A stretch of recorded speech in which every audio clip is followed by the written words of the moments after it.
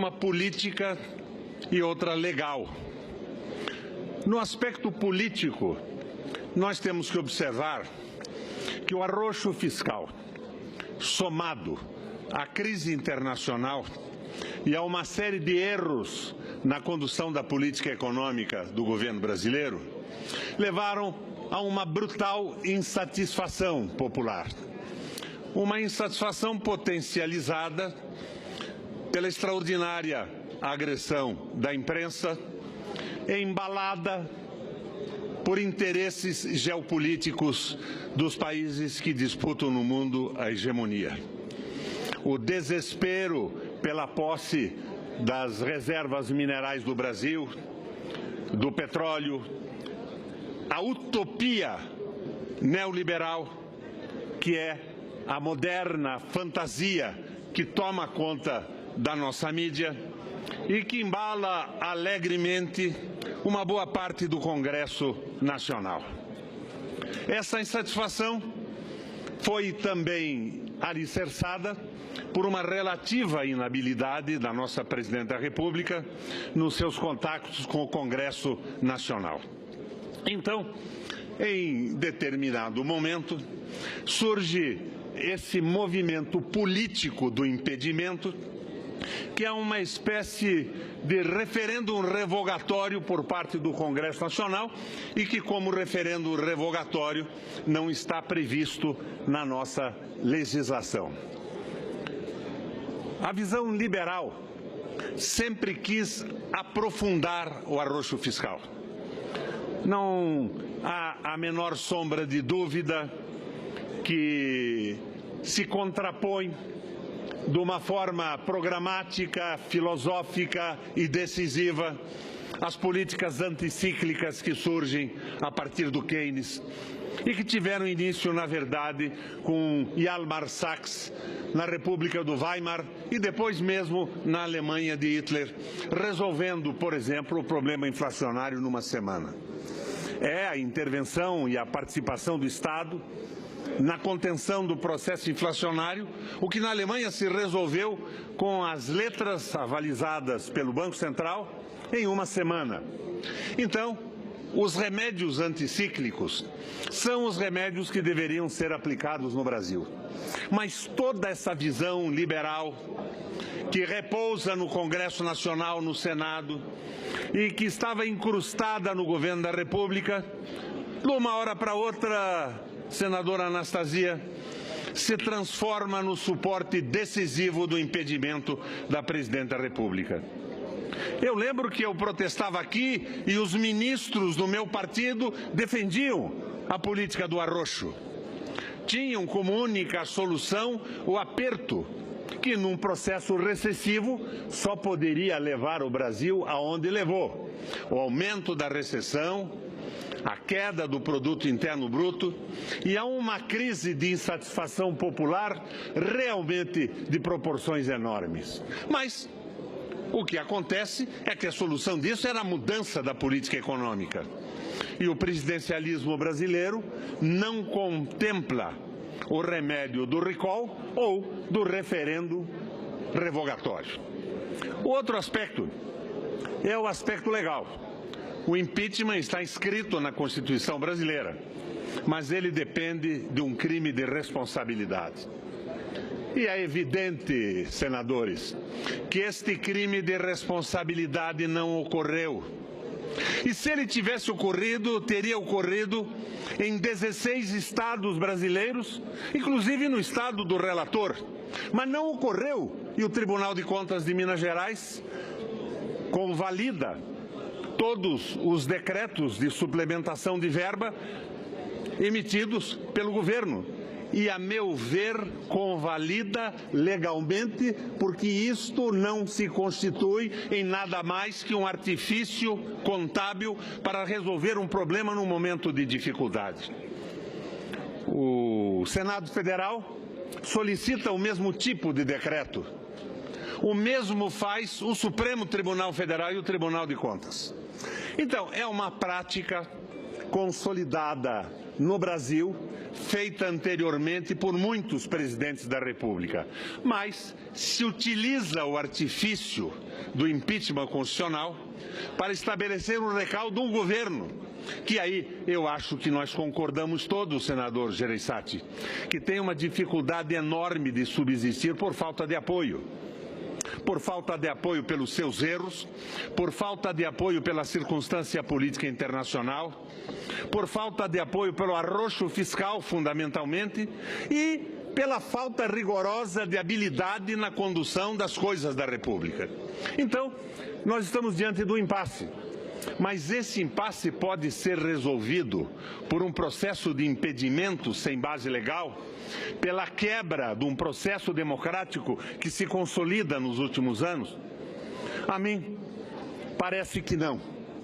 Mas eu fico mais preocupado ainda, a minha preocupação se magnifica, quando eu vejo que nós estamos num processo sem esperança.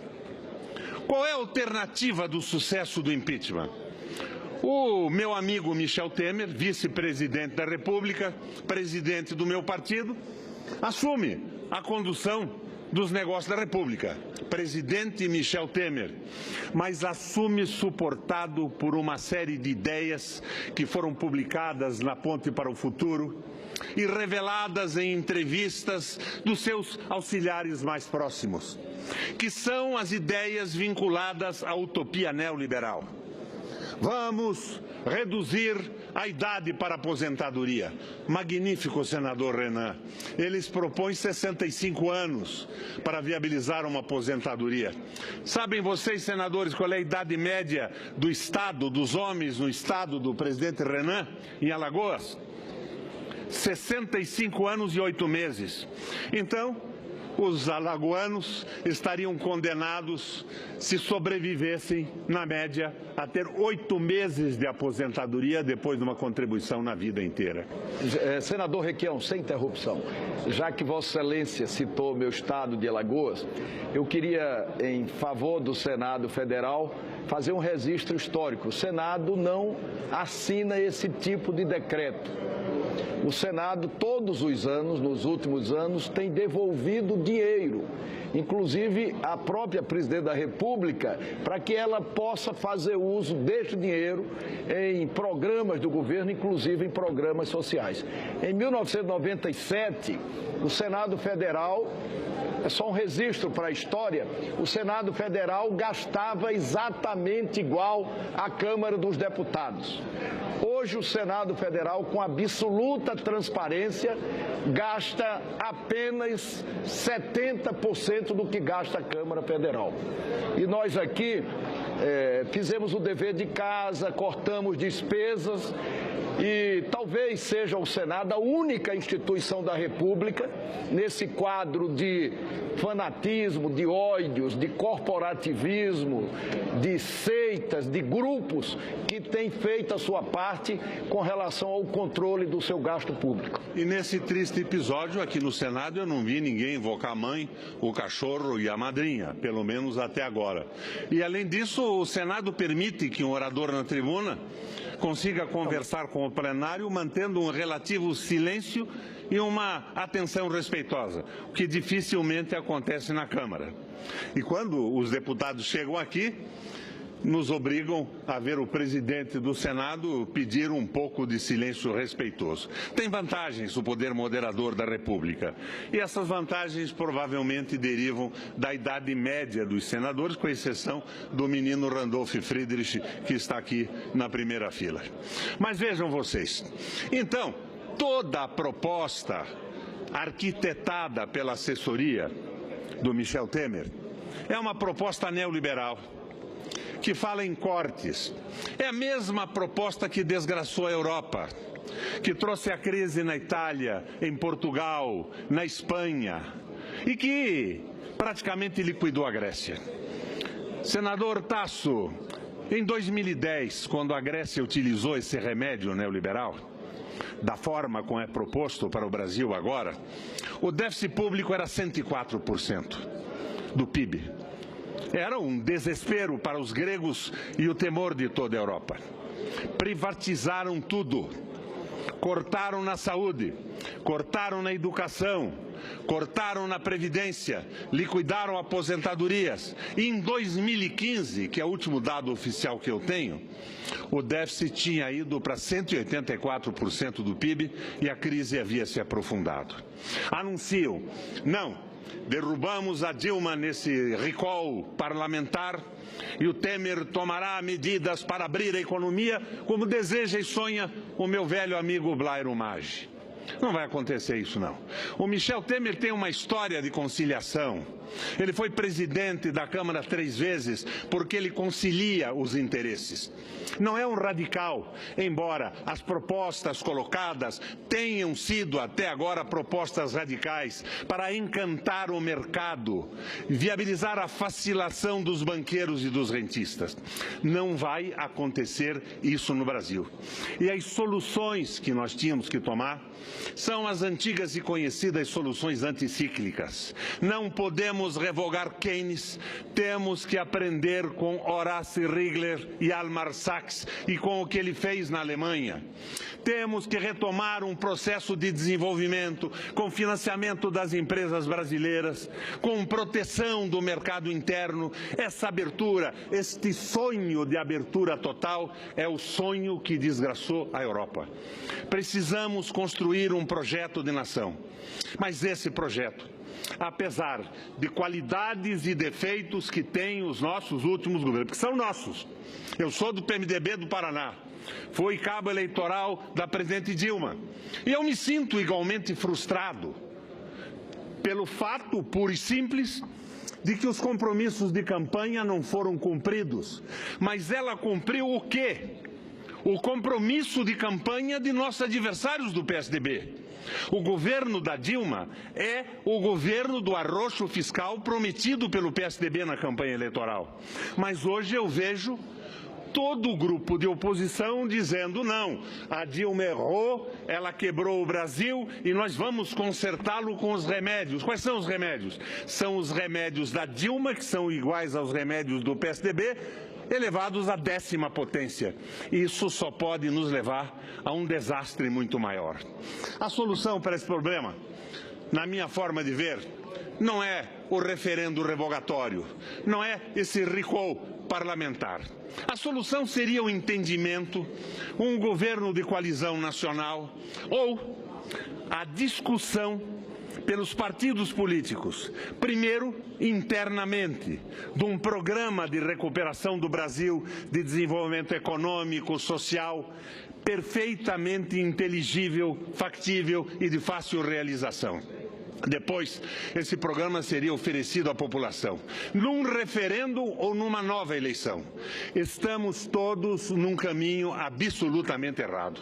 Quando eu vejo o entusiasmo de pessoas mais inocentes e desinformadas da economia, no que vai acontecer no dia seguinte da derrubada da Dilma, eu fico imaginando que são todos uma espécie de meninos a aprender a jogar xadrez pela primeira vez, não conseguindo raciocinar sobre um segundo, um terceiro ou um quarto lance.